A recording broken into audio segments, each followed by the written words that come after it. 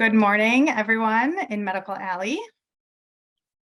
Thank you so much for joining us for today's webinar, Redefining Qualified Job Candidates. My name is Christy Pogachnik. I lead partner engagement at Medical Alley, and this topic has been a popular one in the HR and talent acquisition roundtables that Medical Alley regularly hosts through Medical Alley Connects. So I'm really excited to be able to bring you a panel of experienced professionals today to address the topic. But before we begin, this webinar series would not be possible without the support of our sponsor, Lee Branding. So we'd like to thank Lee Branding for their support, and we'll now play a brief message from them.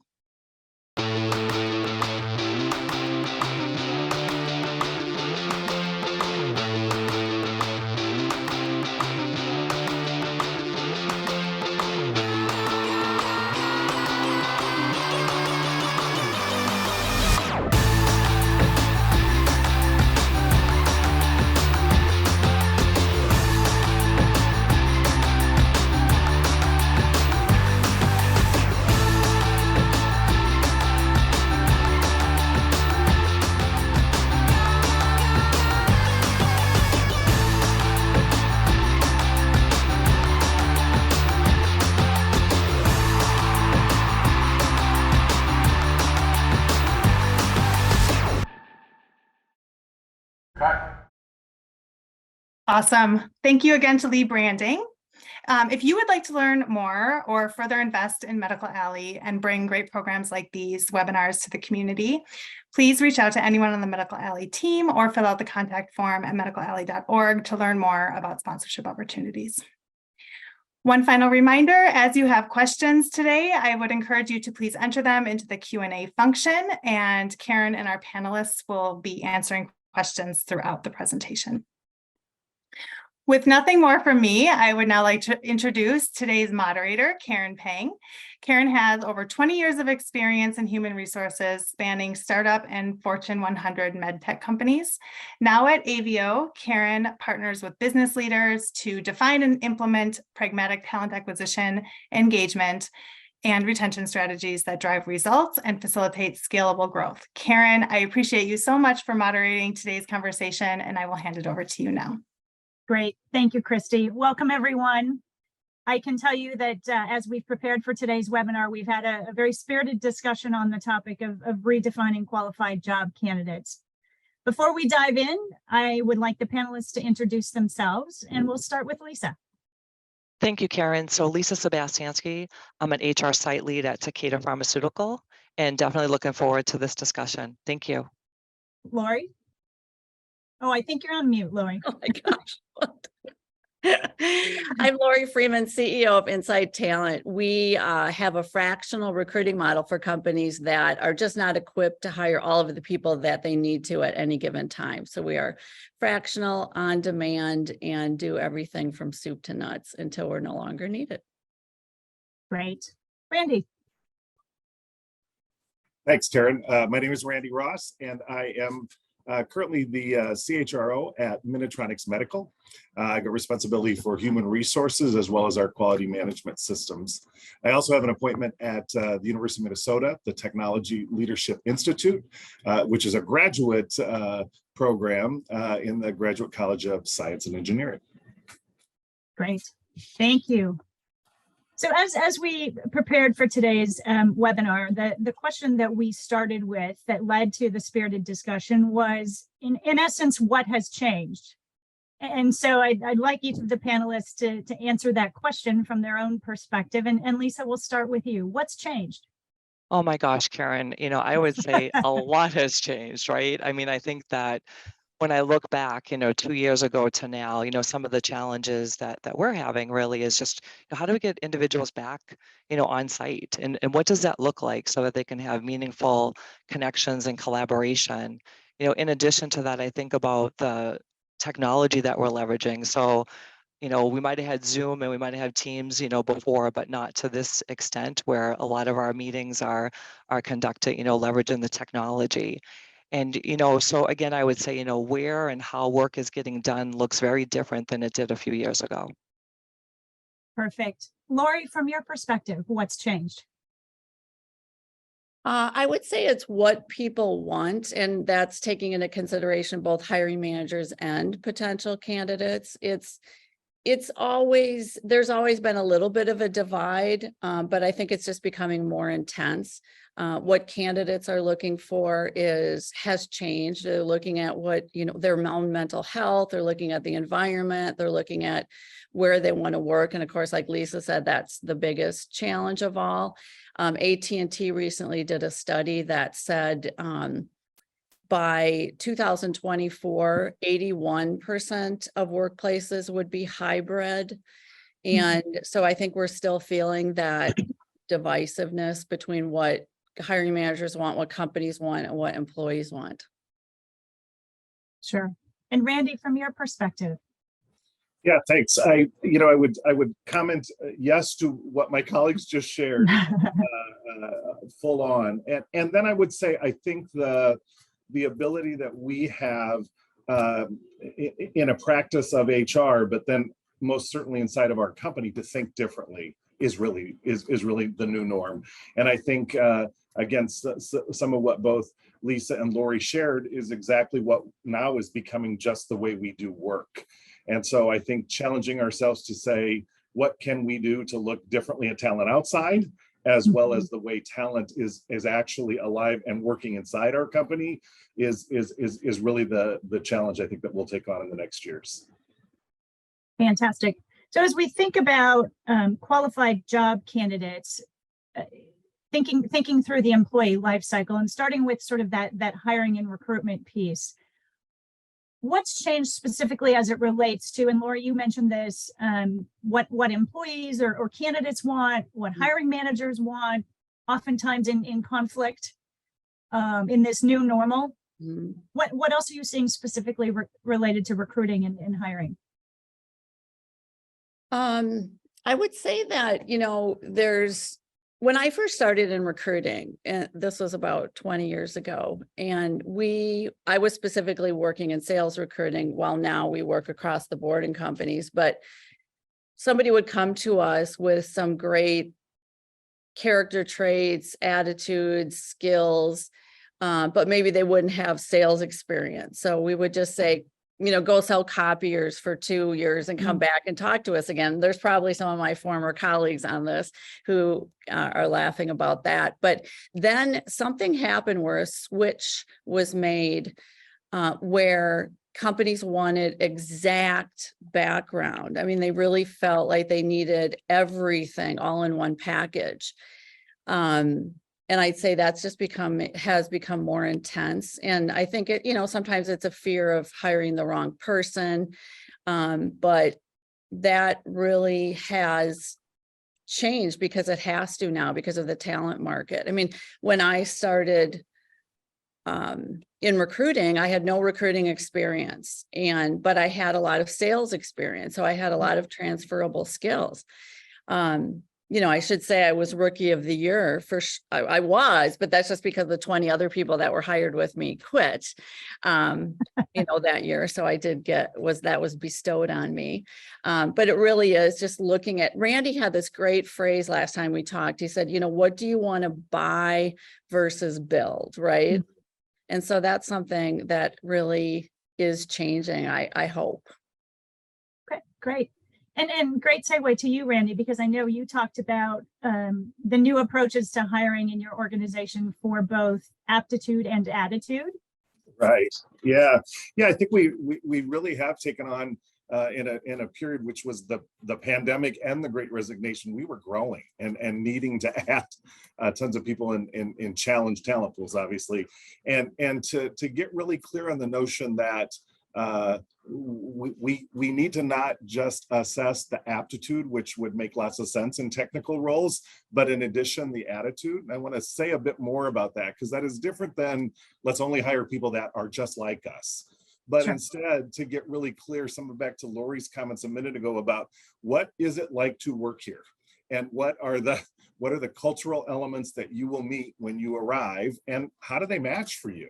And including being upfront with candidates, starting with college students.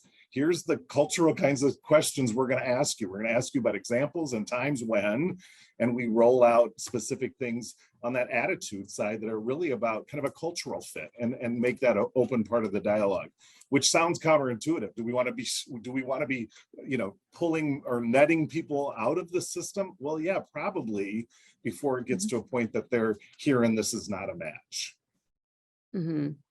Yeah. And I know, Lisa, you talked about a shift in thinking about educational requirements. Most definitely. So thank you, Karen.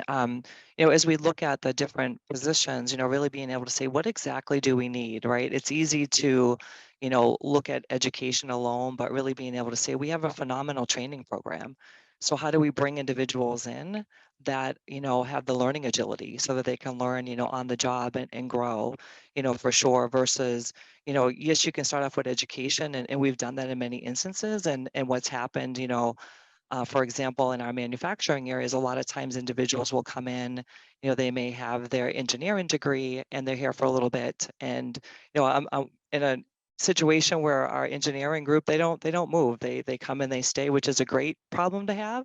But at the same time, for individuals that are coming in and want those experiences, really getting them to think a little bit more broad. Like if it's not going to be at this location here in Minnesota, we have locations, all over the globe. So being able to talk about that up front to see, do they have the ability, to move, so mobility, but then also, as we think about the way that things have changed, even being able to say, does the work need to be at a site or not? And are we able to offer remote or hybrid or something in between? So definitely those are some components that we're thinking about. Great. So as we think a little about, we've talked about sort of the recruitment and attraction piece. What about development? And Lisa, I'll stick with you because you had shared some thoughts around success profiles within your organization. So do you care to elaborate? Sure, absolutely. So I think it's important, as we're looking at attracting individuals, obviously retention is being able to say, what is the profile that we need here, for the different roles for individuals to be successful, right? And so really being able to step back and take individuals that have been here for a while and asking them questions, what does it take to be successful? And being able to, look at those particular competencies. We have a general sense, but really being able to work with the individuals to come up with what does that look like, and then bringing that into our talent acquisition process so that we can, kind of test the profile and say, if this is what we're looking for, how is it panning out? Similar to Randy, we have our leadership behaviors that we, all candidates are asked questions regarding, the leadership behaviors. And then also I would say, a big piece that, Lori alluded to as well is, individuals are definitely looking for organizations that they can see themselves at based off of, the mission, the vision, the purpose, so really being able to say, we're patient centric. And so what does that mean for them? What are some of the things that they're doing in our environment that have the end result, the impact on the patient, which is really important. Sure. And I know, Randy, you and your organization have been trying some different things as it relates to developing employees. Yeah, we finding ourselves much in the situation that Lisa just described. We actually developed a program that we've come to call I-Core, shamelessly stealing from the Apple brand, as well as business schools all over who talk about core capabilities being central to a job. And for some places where we found ourselves having talent pool needs that were about a quick ramp up, we identified using experts right in. And by the way, I should be clear, I don't have a 20-person training department. It's sort of me and a couple of folks, but literally deciding what are the couple of key capabilities that people need to grow, bringing folks in and saying, much as Lisa said, they might have a mix of those from their past. And so what could we do to assess that quickly? Think learning map, actually expose them to capabilities using internal experts, a little bit of stone soup. People show up and teach their part. And then finally, all leading to some kind of a capstone, really borrowing from an education model. And the notion there is that we can customize real quickly the ramp up, the learning that people need to do as they join us. Second chapter of that, of course, will be getting to use those same assets that we record along the way and use them with internal people for maybe a longer term kind of development effort with them. Right. Mhm. Lori, any perspectives from your clients, things that you're seeing as it relates to the development of employees once they've hired some of the folks that you've sourced? Well, I think it, like Lisa had said, it's really important to know exactly what you must have and what you can develop in people. I think that goes back to when Randy was talking about culture. I love that they tell people in advance what they're going to ask. I mean, what is an interview really about just seeing how well someone can answer a question, or is it really getting to know the person, right? So I think there's going to be there's a lot less obstacles in developing people if you get the right person on board starting off. But our clients are really open to, mentoring. Most successful clients are those that do see the transferable skills again and are willing to mentor people into, things. We had a client who hired a lobbyist into a sales role, or people who hire from one regulated industry to the next, because it's really those core skills, core character traits and experiences that you need. You can't hire a mortician to be a scientist just because they all deal with bodily fluids, right? There's some level of, there's some boundaries there, but really it is like Randy said at the very beginning, it's being open. Those companies that are open to doing things differently and looking at things differently and aren't stubbornly digging their heels in to the past they have high acceptance rates, they have high retention rates, and they're more profitable. Sure. Mm-hmm. We have our first question, and as a reminder to those on the webinar, please feel free to submit questions. The first question is, as we talked about buy versus building of talent, how does the aptitude attitude angle align with the build buy investment? Anyone want to start with that? I'll take a stab. Okay. Yeah, so I do think that's a nice parallel to lay out, right? This notion that if you can get clear on the things that really matter, both in aptitude, which is the technical pieces of a job, but also that kind of culture fit, that attitude piece of what will it be like and what can be realized as you'd work here. I think that's the first step. And then I think it becomes a bit of a jigsaw puzzle to say, which of these things can you actually go find in a market, which I would argue we've really gotten challenged the last 3 years to say, you know what, it's not all over in a market. I mean, the state of Minnesota would report the 3 most challenged talent pool markets are manufacturing, technology, and engineering. Wow, guess what Lisa and I do every day? It's find those people. So, yes. so to add to that mix, to the question, I think we've had to add more to build than we would have perhaps thought we would be doing a couple of years ago, because there just is not the sheer number of people that are available to just choose from, especially in talent pools. And again, I'm all about strategies that match up to specific pools of talent, because again, they're different, and it can't just be one size fits all in our recruiting efforts. Mm-hmm. Lisa, thoughts? Yeah, I would definitely say, what Randy shared is spot on, right? Like, I mean, I think that if I look back a few years ago, my answer might have been different, right? And now I have to be open, really open to, what it is that we're looking for. Is it something that we need from a speed standpoint? And depending on what that is, or a technology enabler, then I may need to go buy it, right? But if it's something that I can, bring people in and they can learn it along the way, absolutely that's the route that I would want to go. So I think it really just depends, when I think about, like I mentioned before, we put a lot of emphasis on education, and now we're really trying to really hone in on like, where is those manufacturing professionals, right? Those individuals, and we have them in our environments that they love manufacturing. And that's the type of, individuals I want to try to bring in, obviously to reduce the churn that I have, in the environment. And, like Randy mentioned, we lost a lot of workers, in Minnesota. And so the challenges is really around, what do we do with what we have? And then, how do we attract, individuals from all across the globe? Perfect. Lori, any thoughts? I think they pretty much covered it. Okay. Perfect. Well, it looks like the questions are starting to come in.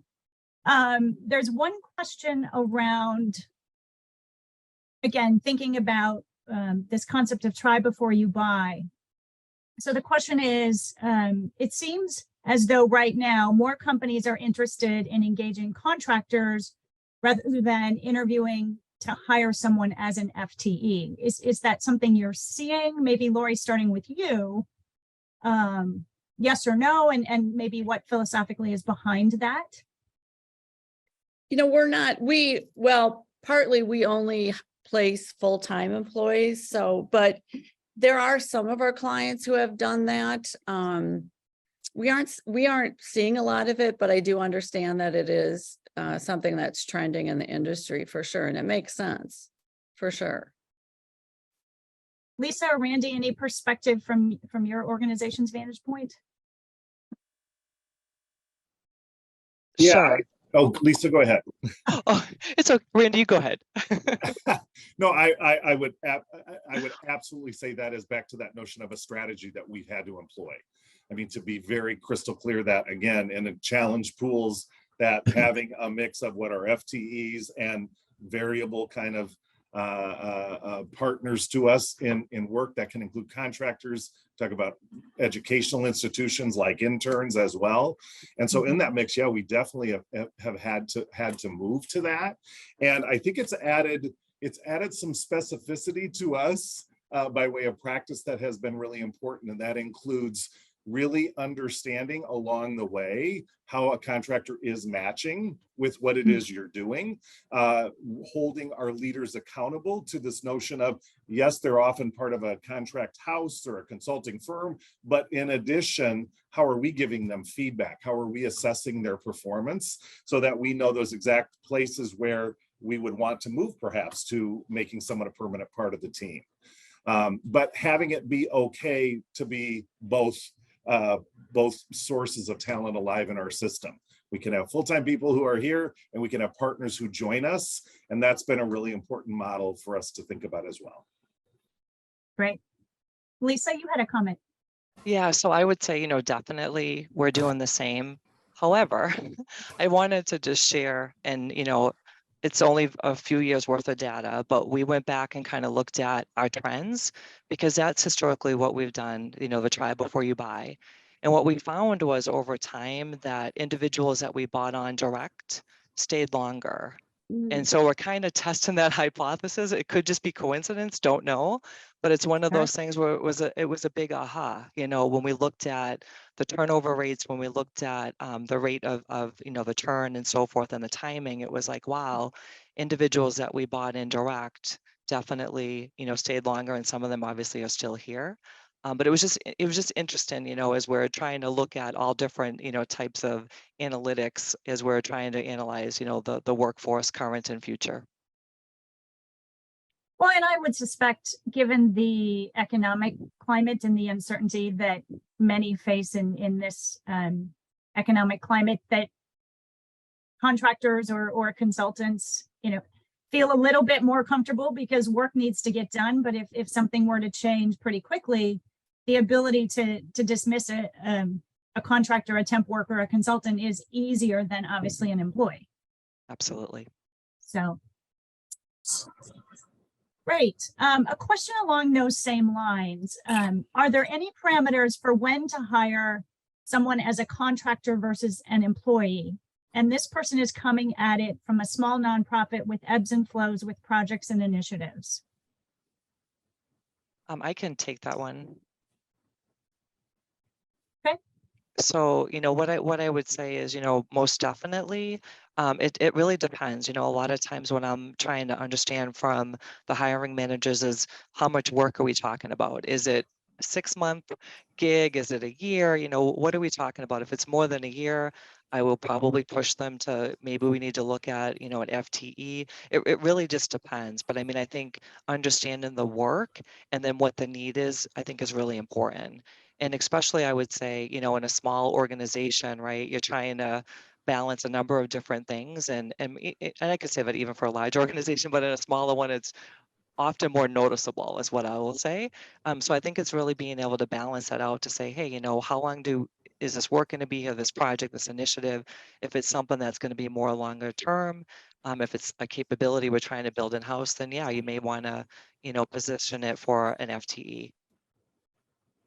I'd say I agree with that. You know, looking at if it's not your core business, you know, for example, if you're a manufacturing firm and you need to do some marketing, do you really want to build a marketing company inside your organization? I mean, that's our argument too with what we do. I mean, do you really want to build a recruiting firm internally because it ebbs and flows as well? So I think that goes with a lot of positions.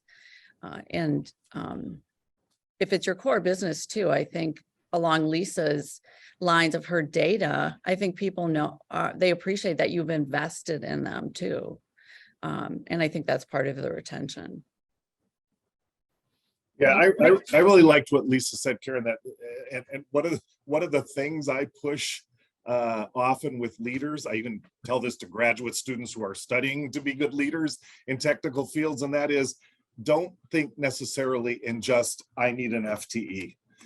Lisa said it to start, what is the work? And, you know, how big is it? How could it, as Lori was saying, how could it be done, right, differently within your company? That starting with work and not the number of people can really, I think, open some possibilities. Fantastic. We have a couple of questions getting back to the topic we discussed a bit earlier around specific skill sets, aptitude, attitude. So a question around companies hiring with similar skill sets and aptitude rather than exact skills and experiences. How do candidates position their backgrounds to be considered? Most healthcare, health tech companies seem to be looking for specific experiences. Anyone brave enough to take that one on? I guess I would say, you know, be willing to take a role in an organization that isn't the exact one that you want, but that fits most closely with what you're currently doing. You know, be willing to start in a different spot would be something that you could do. Yeah, and I think I would add, you know, as the HR person in the equation, really, again, I'm back to a bit of what Lisa was talking about, but this notion of what's the work, but then in turn, what are the capabilities?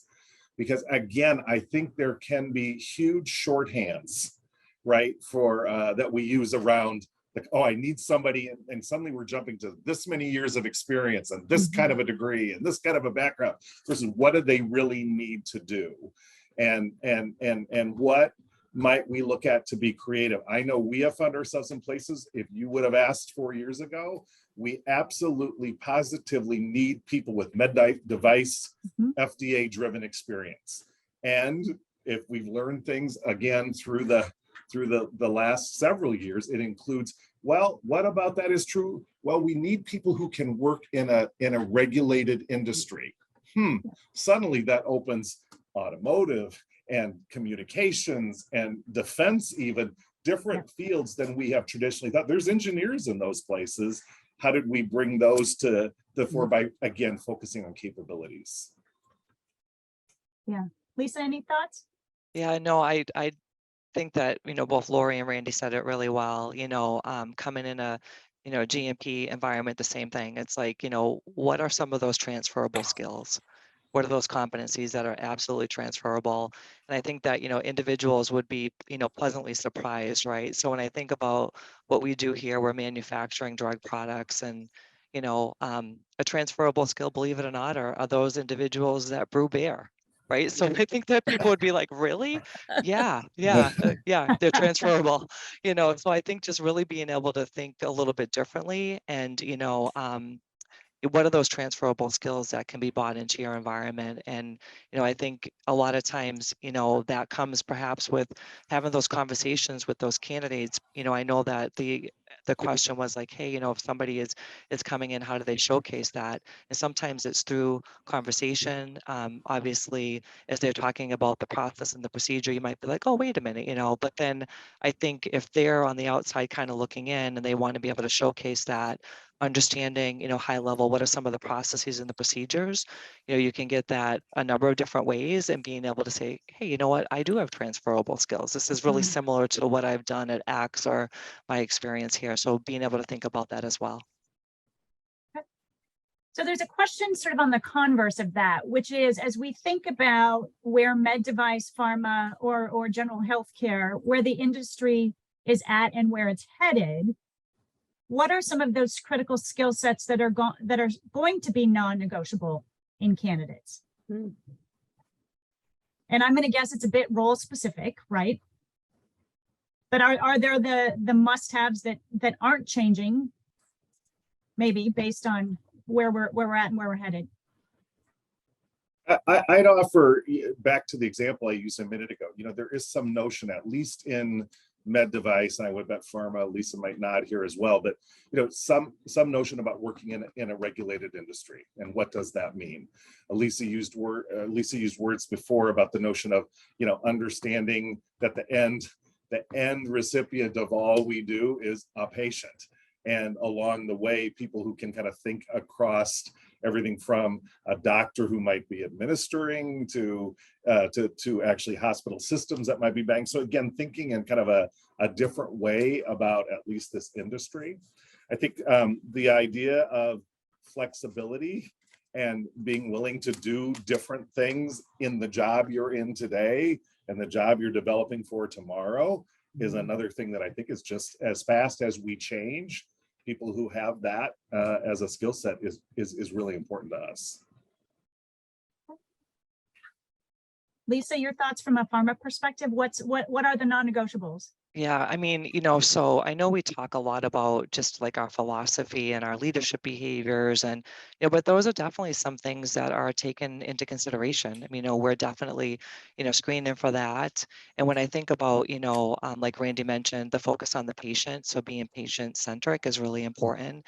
The other piece is you could get into all sorts of, competencies, but when I think about, and I'm sure my organization isn't any different than others, but the pace of change, right? So really being able to talk with individuals about this is ever changing, so if you are someone that likes a steady, type role, this may not be the environment for you, right? But when I think about the pace of change, just, in healthcare in general, it's constant. And so really being able to bring in individuals that have that learning agility, willing to change, willing to roll up their sleeves, try different things, the day of like, I'm just going to do my job and that's it, it's only going to get you so far, right? So being able to be open to try some different things is going to be really important.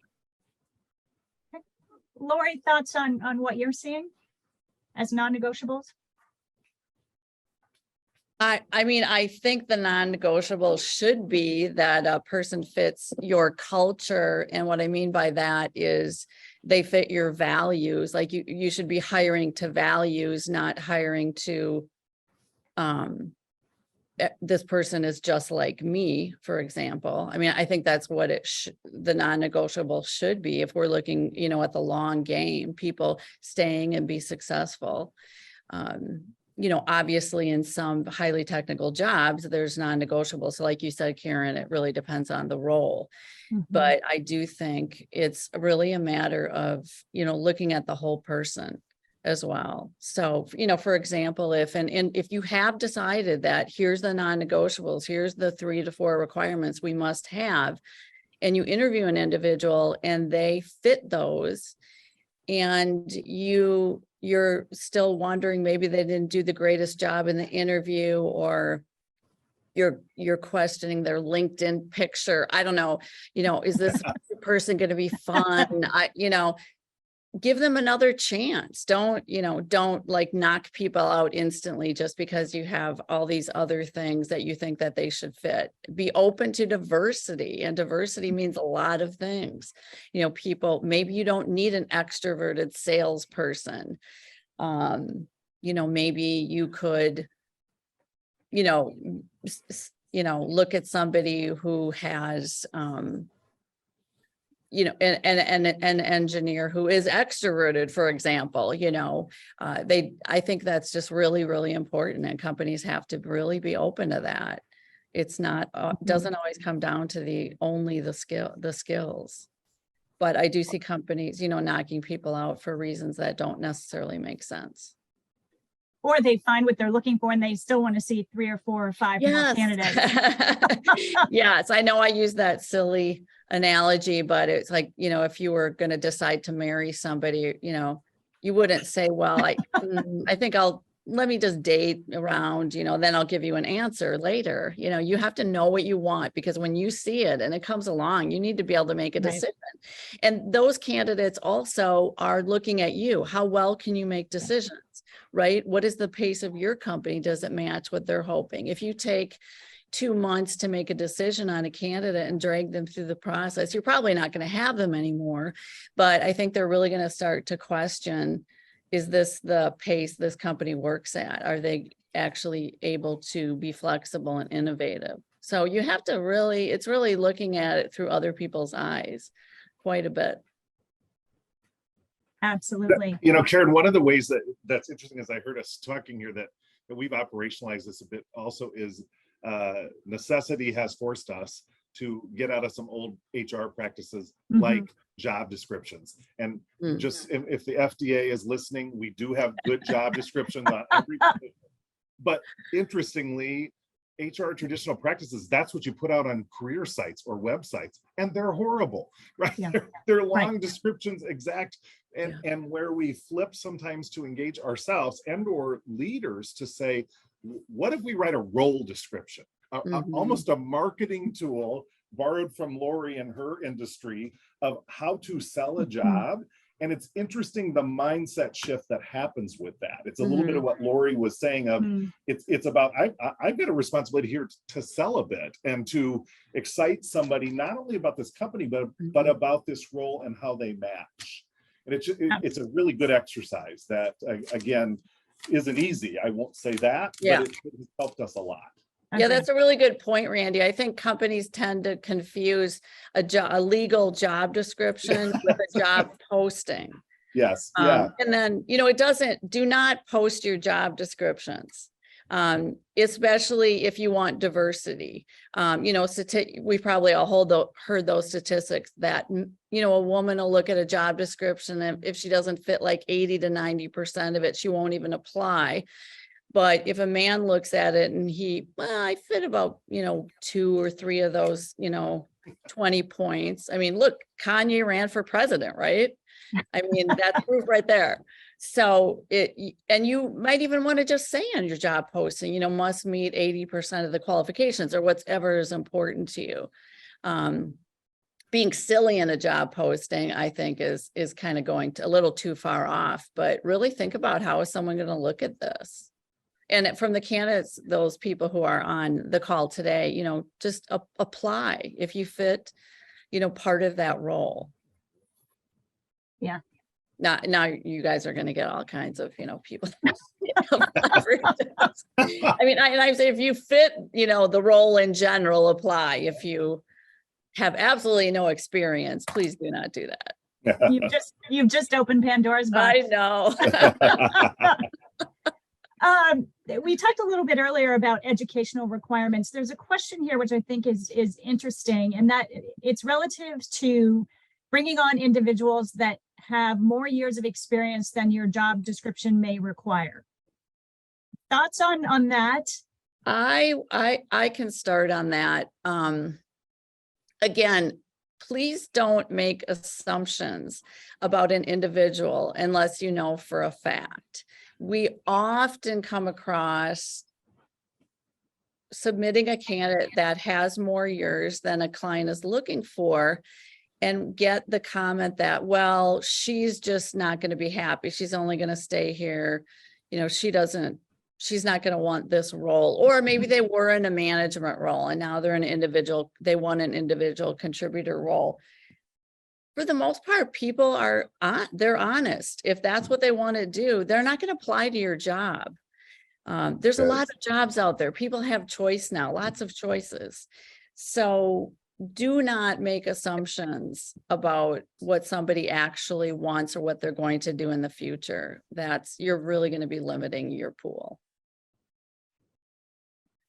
Yeah, Lori, Go ahead. sorry, Karen. No, I was going to No, say, go ahead. you know, I think that's spot on as well, you know, just around be curious, right? I mean, when candidates come your way and you're like, I want to learn more about this individual, right? So I think that through those conversations, it enables you to be able to understand, you know, where are they coming from? And you might learn, you know, perhaps their backstory for why they want to do what they want to do. I mean, I think about, you know, our work environment, we run 24/7, right? How do we look at alternatives, ways to work and get work done? You know, so a pool that I think is, you know, definitely untapped might be individuals that are retired or semi-retired, right? Even current employees who have retired, being able to go back in and saying, hey, Lisa, are you happy? You know, would you consider, you know, maybe an occasional seasonal type role? I mean, just different ways to be able to, you know, bring in, you know, either previous employees or retirees back into the workforce, et cetera. And all, you know, individuals in between. You know, I think about, you know, individuals that are raising children that maybe they want, you know, just, you know, a nice job for a couple of days. It's like, you know what, we could probably be creative and come up with that. So, you know, to Lori's point, I'm like, be curious. You never know where it may go.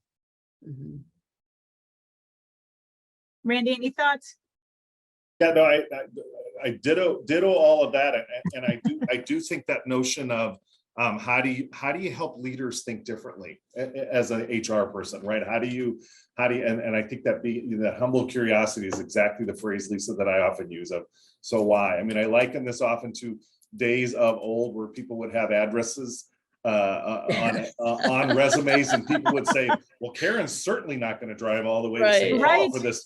Well, how do you know that? I mean, so again, that's a silly example, but I think we do a bunch of those, to Lori's point, all the time. So we got to catch ourselves, right? So. Well, and I think too, as we all know, with some of the changes in the in our industry in particular, right? There are lots of headlines around people who have unfortunately been impacted. Yes. And so how do those individuals who find themselves sort of at mid to senior career places in having that tenure, how do they begin a job search in this kind of market when they haven't maybe done this in a number of years? We're all speechless. Well, I thought Lori. Well, I just think, yeah, I mean, just it goes along with Lisa's point. I mean, be open and be curious. Listen, there's always, if you let somebody talk long enough, you will learn the reason and the details behind it. You know, don't jump to conclusions. And sometimes you will learn that that person has been out of work for quite a while for a reason. You know, just keep asking questions. You know, my mentor, when I first started in recruiting, just basically, he always said, you know, just peel back the onion skin, just keep saying, you know, tell me more. If you spend time with somebody, and it doesn't take that long, you will learn a lot more. But if you're just making assumptions, you're going to really lose out on some fabulous talent. Yeah, I mean, especially, you know, please do not, you know, judge a resume, I would say as well. Yes. There's so many, I can't tell you how many people I talk to that maybe have a gap in their career because they were taking care of an elderly parent, you know, or caring for a friend or other family member. I mean, do you want someone on board like that who cares about other people? Probably. Well, yeah, and I think it's the power of the network, right? I mean, even if you have not networked in a number of years actively, reach out to, you know, and then there's a number of people who and we see it on LinkedIn all the time, a number of people who are willing to help. So maybe it's alums from your organization Right. or from your academic institution, or, you know, those of us in recruiter capacities certainly get a number of those requests. It's perfectly okay to say you don't know and to just start conversations. Mhm. And I Karen, think I think huge things happen when you do that. I mean, again, you said it, Karen, people could, you know, I haven't been in that market for a while. So Yeah. how are people talking about those skills? How Mhm. do different industries talk about the value that's needed and should be created, right? And I Yes. think that comes with listening. You know, I always say there's several levels to networking, right? One of them is, do you have a job for me today? Yep. You don't? Okay, next level, do you know somebody who might? And if you say no to that, well, then can you help me with just understanding how to make myself a better candidate or how to do my search? I mean, just kind of that notion of every conversation can give you something of value. And my belief in all that is people like to help. No one says, I'm not going to try to help somebody else. So take advantage of those conversations. There's nothing, as Lori said, wrong with asking those things, not at all.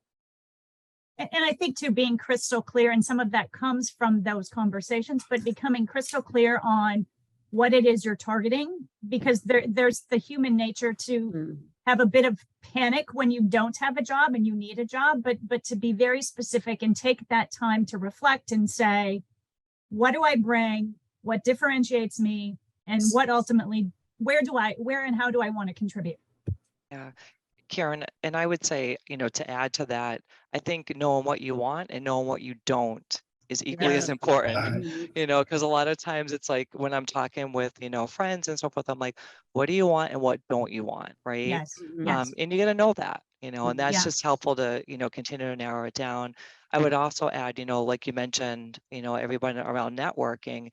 And a lot of times, you know, I might hear from people like, oh, I'm embarrassed, you know, my job got eliminated and I don't want to tell anybody. And I'm like, no, yell it from the rooftop, right?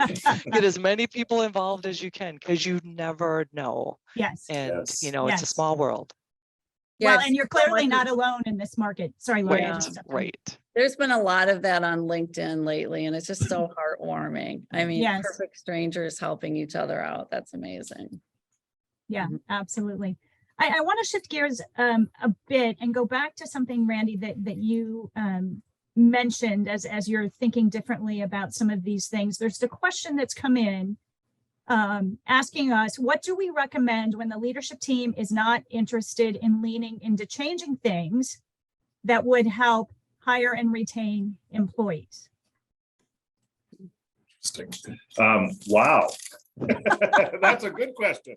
Yeah, no, I mean, I think part of that is it really goes back to a couple of foundational pieces that I've talked about here. One of those is really being clear about pools of talent, right? And what might be different strategies, different approaches for different pockets of talent, because I think that's one of our problems. The one size fits all around here, we only ... is dangerous stuff. In addition, then I think, you know, again, I always say, how do you get to that place that you're not arguing about, you know, sort of hunches, but rather real facts? And Lisa earlier saying something about, she went and found the data on retention. She went and found information on, you know, when can you bring that forward? Because that's really where we become business partners. There's a challenge here. We won't do business if we can't pull that off by way of providing talent. So then how do we show up in a way that shows we're part of the solution? So I think that's huge. I think the other part that I often think is a huge value in this space is never lose sight of the value of an experiment. So I think sometimes we can show up again as HR professionals saying, we want to try this new thing. And suddenly, especially if we work around technical and engineering kind of people, here's all that could go wrong. Okay, Yes. I get that. What if we walled off just one tiny team, one tiny shift, one tiny process, and try this? So I didn't get to go start off, I said I-Corps earlier, right? I didn't get to go do that. We had a huge problem with program managers. We didn't have them and we needed them. What if we just try this on that little tiny slice and see what doesn't work? We can even consider it the null hypothesis. It probably won't work, but let's figure out what we could learn from it. that sells a little easier rather than we've got to have the whole system ready to Mhm. turn on to this new thing. Well, because doing nothing isn't solving the problem, Exactly right. right? That's right. I also Lisa. throw in a healthy dose of, and some of my leaders now even joke about it, but any opening is not an assumed close. We don't just say we're going to go back and hire this or do this job the same way. What could we do differently? How could we set this up differently? Could we try this with a different level of talent? Did we learn any? I mean, and again, sometimes just that exercise of doing that keeps you thinking a little differently in HR as well as in the leadership of the business. Mhm, Sure, mhm. sure. Lisa, any thoughts on how you and your team have influenced leaders that may not be as open and flexible? Absolutely. And I think it's really trying to figure out like who on the leadership team, may be an advocate or being willing to pilot some things, right? And I think to Randy's point, instead of trying to go after everything, like let's just look at this small segment and how might we do it and do it well and get some information. The other, component, to cater is 50,000 employees, right, across the globe, and also being able to, leverage individuals outside of the site to get, learnings from them and being able to bring that in. Sometimes that is super helpful to say, hey, at this other site, they're actually getting some momentum, and, putting a little bit of that healthy competition out there too, I think is always helpful as well. But, it's by no means easy. I'm not going to sit here and say like, oh yeah, it's, you just go and do these things. I mean, sometimes it takes several conversations, right? I've been told sometimes like you wore me out, I'm just going to try it. Fantastic. Let's move forward, so don't give up, keep trying. How do you leverage the people around you, maybe things you're seeing, or even external other things that are happening, outside of other organizations that you might be able to, bring in and say, hey, they're having great success with this. Let's try this, so I think just being open to that. Mhm. Lori, thoughts from what you're seeing in the different organizations you work with I on do. how to get we've them to been- think differently? Yeah, we've been fortunate to have just amazing clients who are really open, but we do come across that occasionally. We try to ferret it out before we agree to work with a company, because that is just you're just going up against a brick wall, and we're not going to be successful with an organization that isn't willing to be open and changing. But helping the leaders to, see what is the goal in this. If they can see what the end result is, then working backwards a little bit with them helps somewhat. Supporting things with data like Lisa does is very useful. And I really liked Lisa's idea about getting an advocate. And, if you can get to the person who is going to be the least receptive to the idea and really talk with them, separately and help them to see and maybe show them what other companies have done to innovate, or even companies in their space, that's a lot of work. But if you can get that person on your side, then you have it. Well, we have time for one last question, and I would like each of the panelists to share some thoughts on this particular question before we wrap up. So in addition to reaching out to recruiters and networking, any suggestions you might have on ways to stand out when transitioning careers?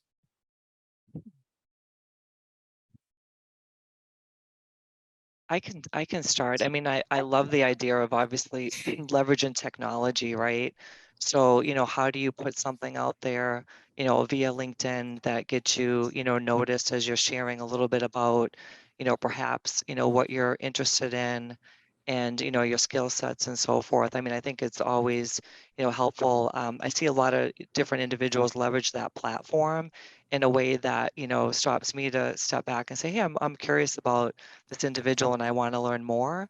And how do I, maybe send a quick, note to them, a message to say, hey, would you be open, even if I don't have anything, it could even be, are you open just to connect for a cup of coffee or a chat, so that I can learn more. And maybe it's not even at my company, right? It may not even be anything I have here, but it might be like, hey, I'm pretty well networked in the Twin Cities. And so, you know what, I know of an opportunity at this organization, I can put you in contact with somebody I know. So I think just being able to leverage, technology in a way that can showcase your skill set and what you're looking into.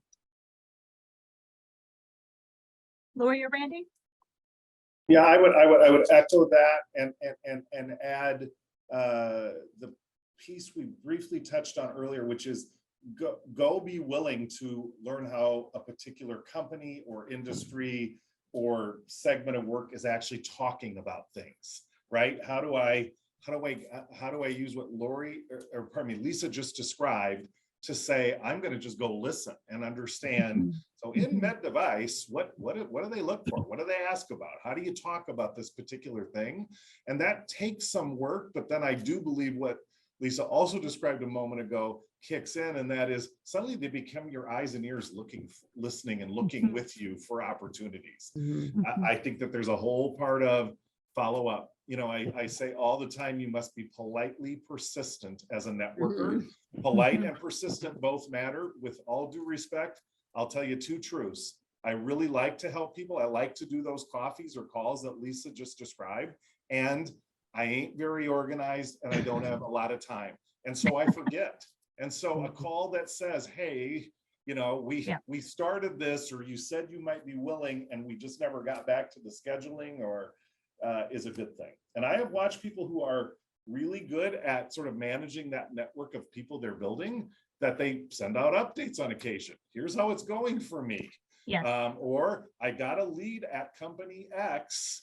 Does anybody know anybody from my network of people I'm building? And then when you officially get the next thing that matters to you, or next job or role, a big thank you, and staying in touch with people. I think those, I always say, what can you do for these people as you finish every chain in your network links? What could you do for that person? What problem did you hear them trying to solve? What do you maybe know about? What article could you go find? That will help you stand out. Yeah. Lori, thoughts on that question? I would just say, be visible. People aren't going to find you if you're not out there, like Lisa said. So get on the social networks, share information, help other people, ask questions, join groups, and just get out there and be seen for sure. And be specific of what you're looking for. Don't expect people to connect you with something if you just say, I'm looking for a job, here's my resume.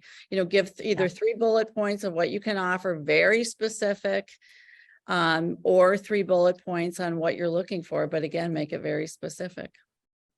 I would say the one thing I have noticed, and maybe this is a factor of the pandemic, but I have noticed people being much more transparent on LinkedIn and much more willing to help. So to the point earlier, I've been impacted. I'm open to roles, and people paying it forward to say, here's how I can help. Yep. So with that, thank you, everyone. Christy, I'll turn it back over to you. Thank you so much, Karen. Wow, that was an incredible conversation. I feel like we need like 2 more hours to talk more.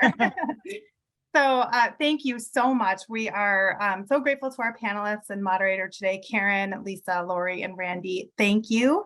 Thank you to everybody who tuned in, and a special thank you to everybody who asked these amazing questions. I wish we could have gotten to every single one, but like I said, we need about 4 more hours. So if you didn't get your question answered, if there's something you'd like to discuss more, I'd encourage you to jot that down and bring your questions to the HR and talent acquisition roundtables that we offer. If you haven't gotten an invitation to one of those and you are working in HR or talent acquisition, please let me know, because I would love for you to participate. Before we sign off, I just would love to quickly remind you that we have 3 more webinars coming up on varying topics, and they're all currently open for registration. And we have a live event on September 26th. At that event, it's an Equity in the Alley, and we will hear from Stryker's VP and General Manager Kate Stewart over breakfast. Registration, like I said, is open for all of those events. And I will finally also remind you that we have a new and improved job board. So if you haven't checked that out, I encourage encourage you to do that. It's great for companies to post their positions, but also for job seekers to check out and to post their resumes. Like our panelists said today, get yourself out there. That's a great place to do it. So with that, I'd like to once again thank our panelists and moderator. Thank you so much. I wish everyone a wonderful day. Until next time, be well, take care of yourselves and others. Thank you. Thank you.